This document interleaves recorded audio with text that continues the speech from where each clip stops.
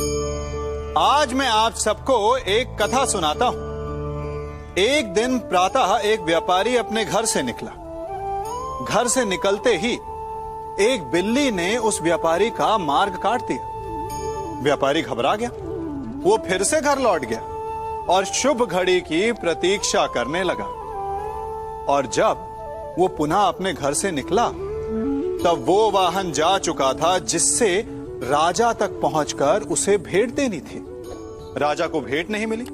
राजा क्रोधित हो गए। राजा ने उस व्यापारी का व्यापार बंद करवा दिया। इस कारण व्यापारी क्रोधित होकर घर पर अपनी पत्नी से लड़ बैठा। पत्नी अपने बच्चों समेत मैके वापस चली गई और उस व्यापारी के जीवन में यदि कुछ रह गया था तो केवल अंधकार। और इन सब का कारण वो उस बिल्ली को मानता रहा जिसने उसका मार्ग काटा था। ऐसा ही एक दूसरा व्यापारी राजा को भेंट देने निकला और उस व्यापारी का मार्ग भी एक बिल्ली ने काट दिया। वो व्यापारी तनिक घबराया, परंतु उसने आगे बढ़ना अधिक उचित समझा। राजा तक वो समय पर पहुंचा।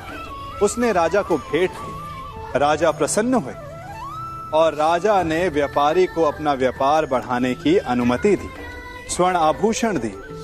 जब व्यापारी घर पर पहुंचा तो पत्नी को आभूषण और अपने बच्चों को देने के लिए वस्त्र थे उसके पास। हर ओर प्रसन्नता थी। समझ रहे हैं ना? दोनों के साथ एक ही प्रकार की घटना हुई, परंतु दोनों की प्रतिक्रिया भिन्न थी। ऐसा ही हमारा जीवन भी है। हमारे जीवन में प्रारब्ध का अपना स्थान है, परंतु उससे कई अधिक महत्वपूर्ण हमारी प्रतिक्रिया, हमारे सोच का प्रभाव है, क्योंकि यही हमारे जीवन को आकार देते हैं। इसलिए अपनी सोच को सकारात्मक रखिए। आपका जीवन सदैव आनंदमय।